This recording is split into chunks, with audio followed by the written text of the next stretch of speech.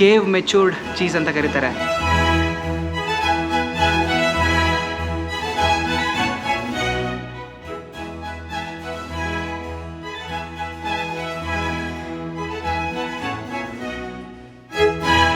So ಚೀಸನ್ನು prepare ಮಾಡಿದಾದ್ಮೇಲೆ it has to be stored under certain temperature for 14 to 15 months.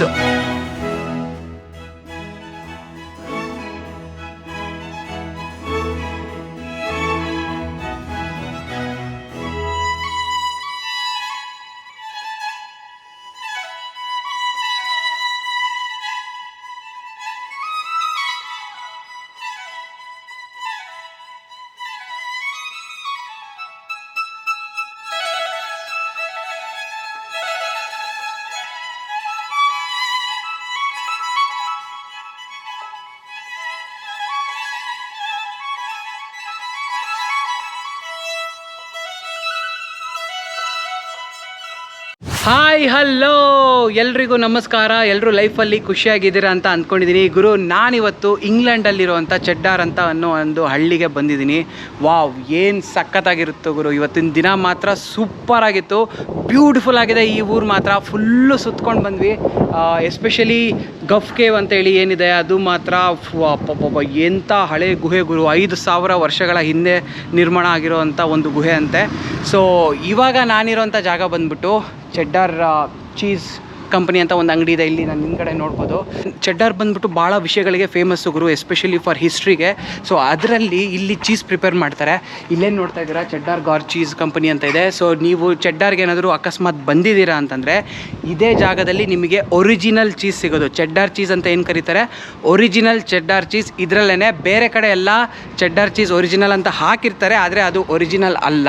ಒಂದು ಇದರಿಂದ import ಮಾಡ್ಕೊಂಡಿರ್ತಾರೆ, ಇಲ್ಲ ಅಂತಂದರೆ ಅವರು ಏನೋ ಅವರೇ ಓನಾಗಿ ಪ್ರಿಪೇರ್ ಮಾಡಿರ್ತಾರೆ. ಏನಾದರೂ ಚೆಡ್ಡಾರಿಗೆ ಬಂದಿದ್ರೆ the only Cheddar available in Cheddar is at this place. So ಬನ್ನಿ ಒಳಗಡೆ ಹೋಗೋಣ, ನಾವು ಸ್ವಲ್ಪ ಚೆಡ್ಡಾರ್ನ ಟೇಸ್ಟ್ ಮಾಡೋಣ, ಹಾಗೆಯೇ ಒಂದಷ್ಟು ಮನೆಗೆ ಕೂಡ ತಗೊಂಡು ಹೋಗೋಣ.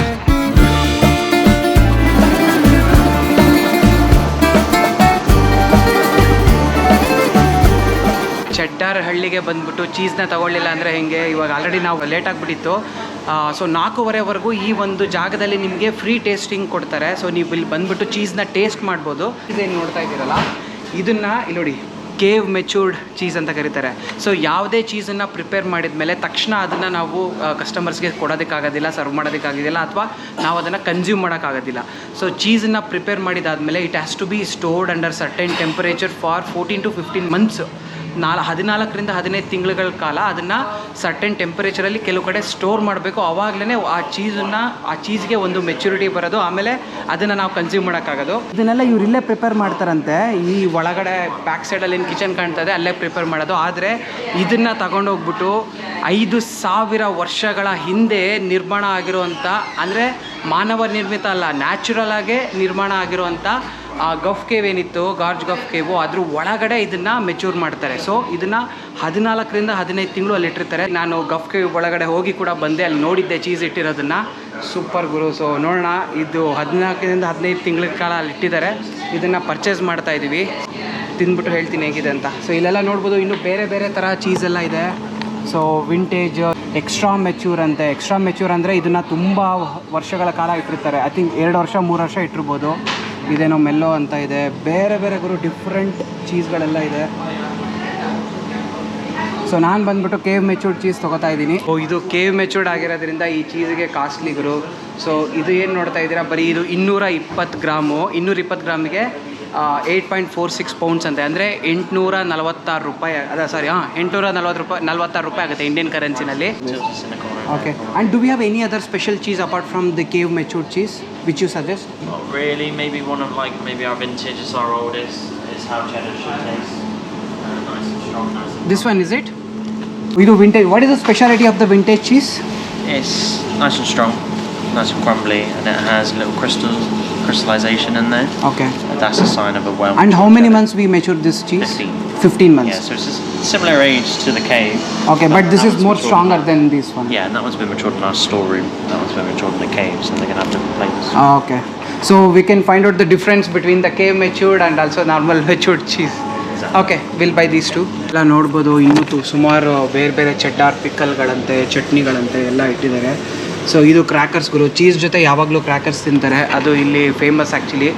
ಸೊ ಎಸ್ಪೆಷಲಿ ಈ ಡಿಸೆಂಬರ್ ಟೈಮಲ್ಲಿ ಕ್ರಿಸ್ಮಸ್ ಏನು ಸೆಲೆಬ್ರೇಟ್ ಮಾಡ್ತಾರೆ ಆ ಟೈಮಲ್ಲೆಲ್ಲ ಚೀಸ್ ಮತ್ತು ಕ್ರ್ಯಾಕರ್ಸ್ ತಿಂತಾರೆ. ಸೊ ಜೊತೆಗೆ ವೈನ್ ಬೇರೆ. So I'll by those two. And I just want this spicy? Yeah, the red one. The red cheese is spicy. Okay. Okay. I thought you meant the cheese. We've got a chili cheese.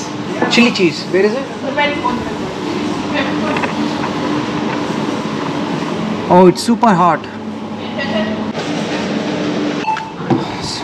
Chili cheese and also the chutney. Thank you so much.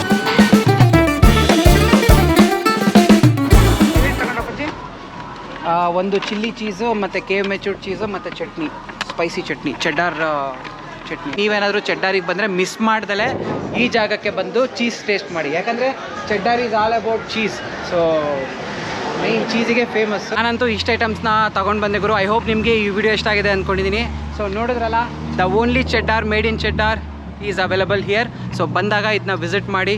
So I hope ನಿಮಗೆ ಈ video ಇಷ್ಟ ಆಗಿದೆ ಅಂದ್ಕೊತೀನಿ. ದಯವಿಟ್ಟು like ಮಾಡಿ, share ಮಾಡಿ, ಹಾಗೆ ನಮ್ಮ ಚಾನಲ್ಗೆ ಸಬ್ಸ್ಕ್ರೈಬ್ ಆಗೋದನ್ನು ಮಾತ್ರ ಮರಿಬೇಡಿ. ಇದೇ ರೀತಿ ನಿಮ್ಮನ್ನು ಸುಮಾರು ಜಾಗಗಳಿಗೆ ಕರ್ಕೊಂಡು ಹೋಗ್ತೀನಿ.